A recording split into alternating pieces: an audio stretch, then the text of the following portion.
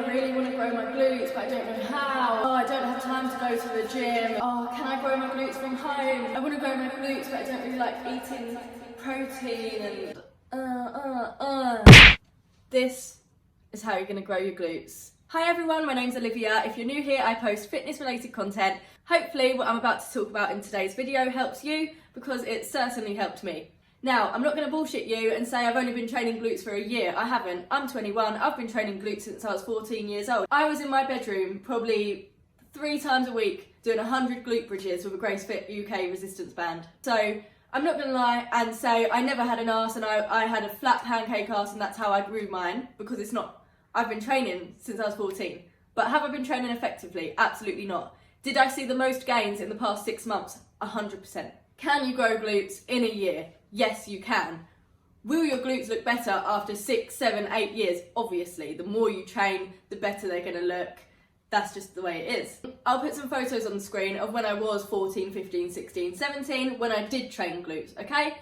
But remember, it was in my room with a resistance band and a 3 kg dumbbell. I did not go to the gym during this time. So any little cute little perky teenage bum I had was down to glute bridges in my bedroom. I started going to the gym in September 2022. I didn't really know what I was doing. My main goal was to lose weight. I managed to lose 10 kilograms in 8 weeks, which, thinking back, is a bit excessive. Well done, past Liv, because I wouldn't be able to do that now. I worked really hard, but I didn't ever go to the gym with a plan. I was like, oh, I'm gonna train back today. I'm not really sure what I'm gonna do. And I'd go around the machines and I'd train back.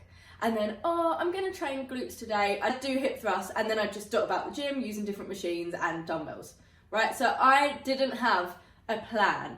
I didn't train my glutes with a workout guide properly. I just kind of was like, oh, I'll do this today, I'll do this today. Doing all of this, I still had glute growth. I definitely grew my glutes. That is probably because I lost weight, so I started off bigger. So I already had size because I started off bigger, lost weight, so then the glutes were still there, and then I put weight on again. And when I put weight on again, it was like, the glutes kind of aren't glutes. They're just, like, I've got a bum, but in a bikini, will I feel like I've got a bum? No, I definitely didn't. When I went to Lanzarote last year, I did feel like, I've lost weight, like I feel confident-ish in my body. But my glutes were not where I thought they were at all. Like, I was really quite insecure of my glutes because I'd worked hard. I thought I worked hard, and the glutes just weren't showing it. And that is because I didn't really work hard. I didn't really know what I was doing. Moving on to June last year, my glutes were looking like this. They had size again, but as you can see, I kind of had like a slope bum. Like, it sloped at the top and then there was glute. I definitely had a lot of like glute, but in terms of shape, it just wasn't there. Like, I really was insecure. And then we moved to November.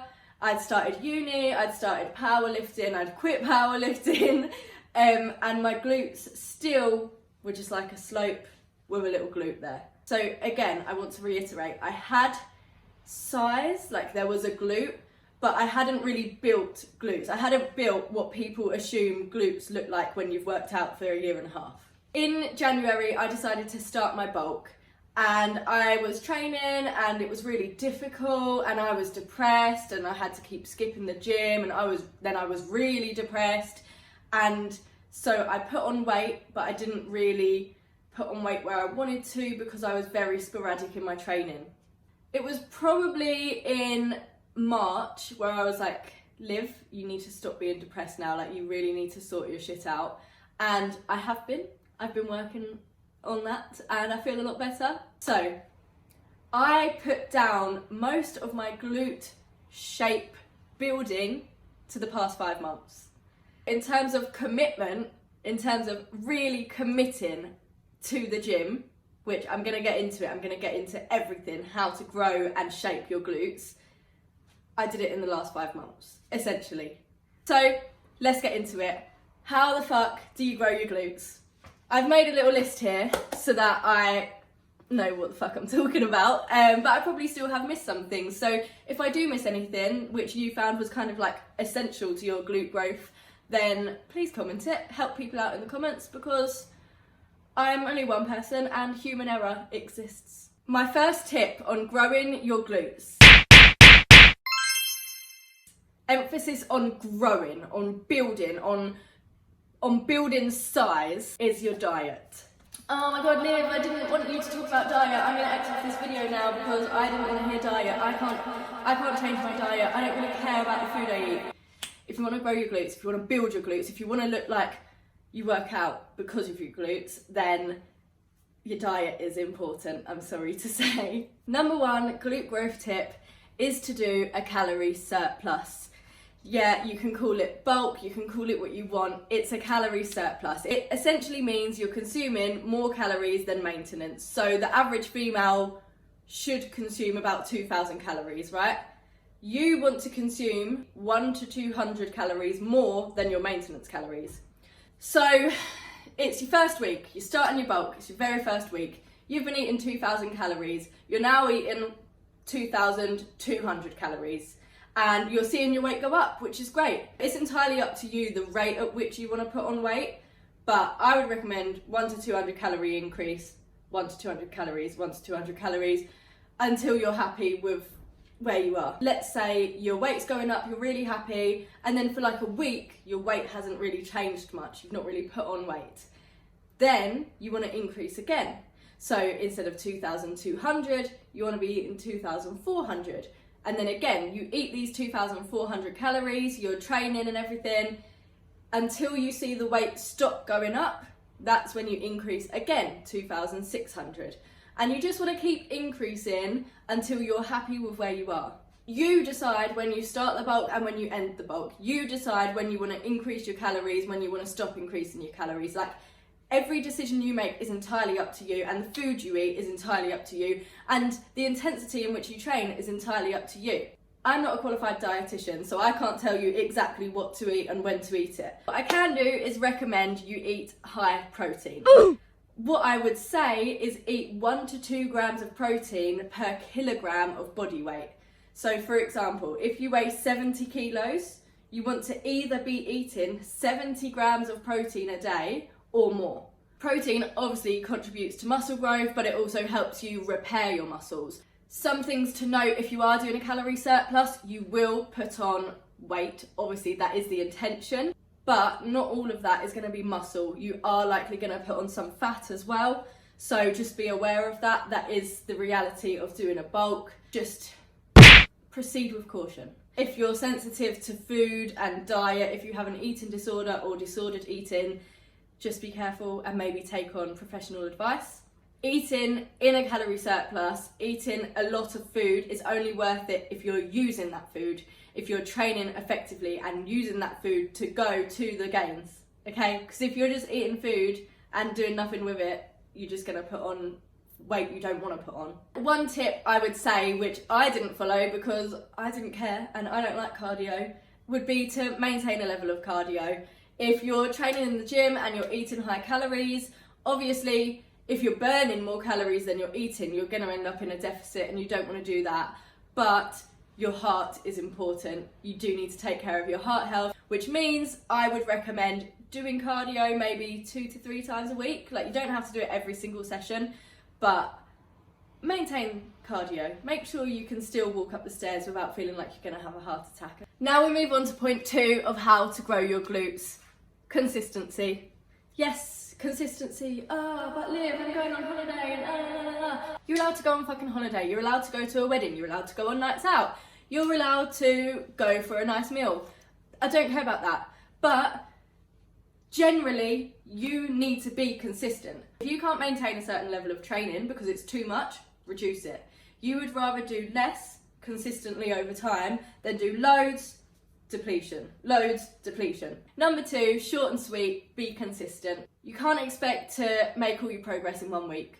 Not going to happen. Number 3 is follow a training plan. Following a training plan is really what took my glutes from shit to more decent. I write my own workout guides because I'm a qualified personal trainer, I'm a sports and exercise science student, I've been training for a while. I understand what my body wants, what my body needs to grow. I understand which exercises do what and how to perform them correctly. If you don't understand how to write your own workout plan, then feel free to DM me. I am an online coach, so I'd be happy to work with you. Following a training plan. For myself, I decided to train glutes twice a week. Now, I actually train 5 times a week, but 2 of them sessions are glute focused sessions. The reason I find it important to follow a training plan is because you can track your progress and progressively overload. So you've got the same exercises every single week. That's my first note, repetition. You can't be doing this one day on glute day and this one day another glute day and this on another glute day and, oh, this is a new exercise, I've not tried this before. You need to be repetitive. So if you are going to change your plan, figure out what exercises work for you, figure out what you like, and then work with that. Progressively overload on that. What is progressive overload? Essentially, if you've got your workout plan and you hip thrusted 70 kilos for 3 sets of 12 and you wrote down, that was alright, quite easy, like I could do more, then next session you would want to increase your weight. That's one form of progressive overload. So now you're lifting 75 kilos. You might get a set of 12, a set of 10, a set of 8. So now you know, well, I got 12, 10, 8. Next session, I'm not going to increase the weight, I'm going to increase the reps. Again, another form of progressive overload. So now you're working at 75 kilos, that's your working weight. This week you get 12, 12, 10. So you want to keep going until you get 12, 12, 12. That is personally how I choose to progressively overload. So I pick a weight, I work at it until I can get 3 to 4 sets of 12, depending on how many sets I choose to do, and then I increase the weight. It's not every single week I'm not putting 10 kilos on my hip thrust. That's how I used to do it, and as you saw, my glutes didn't really grow. Following a workout plan just means you go into the gym knowing exactly what you're going to do, you know how long the session's going to take, you know what equipment you need to look for straight away, and you can track your progress on each thing you do. Leading on from that is my tip number 4, and it's to lift lighter weights. Very controversial. I don't mean go get a 3 kilo dumbbell and just lift that every single week. What I mean is if you're at the start of your glute growth journey, do not go in the gym and start with a heavy weight, because immediately your form is not going to be spot on. So just strip the weight back, focus on form, focus on feeling. With hip thrust especially, this is how I built my shelf, okay? You know how I said my bum slopes and now it's kind of less of a slope, it's starting to round? Hip thrust is how I built it. I used to hip thrust 150 kilos. Why didn't my shelf build then? Because I wasn't doing it right. If you're lifting lighter weight, it's not gonna hurt you as much, because here are your pelvis bones, right? Here is where I normally hold the bar, here is where I hold the bar now. And it's on my pelvis bones, which are in line with my upper glute. So the weight is loaded on the part I want to build. Lifting lighter weight means that you can figure out your form, figure out what feels good, and then you can progressively overload from there, maintaining your form. Now I'm going to talk through a few exercises that I think are essential to build your glutes, to grow your glutes, to build a shelf. Number 1 is hip thrust. I've already spoken about hip thrust. Lift a lighter weight, focus on your form. 1 warm-up set, 3 working sets. You don't need to increase the weight every single set. Just increase the weight over time. I kind of have a love-hate relationship with hyperextensions. My gym has a machine that I definitely am grateful for. It's the GHD, I think it's called GHD machine. And instead of the hypers being like on the floor like this, my legs are back here and I'm like this. It is definitely one of the things that contributed to my upper glutes growing. The last one I would put down to glute growth is step-ups. I've been doing step-ups for a very long time. I have tried it on the box with a dumbbell in my hand, I've tried it on the Smith machine with a bench, and I have tried it on the cables, and I will say the cables have won. An added extra I would say is good mornings. I personally use the Smith machine for good mornings. Then we've got, of course, cable kickbacks. There's so many different ways to do them, and it's down to you and your body to figure out what feels the best. The last exercise that I would recommend is a CAS glute bridge. Obviously there's hip thrust and then there's CAS glute bridge. With a CAS glute bridge, I load it a bit heavier, Cool, I'm out of breath with all this talking. My last tip would be rest. Rest and recovery is extremely important. I know you want to grow your glutes, but be patient and rest. And don't try to fill your glutes in every single exercise. And with that, that is the end of the video. I genuinely hope this helps someone. I really do, because everything I've said in here is truth.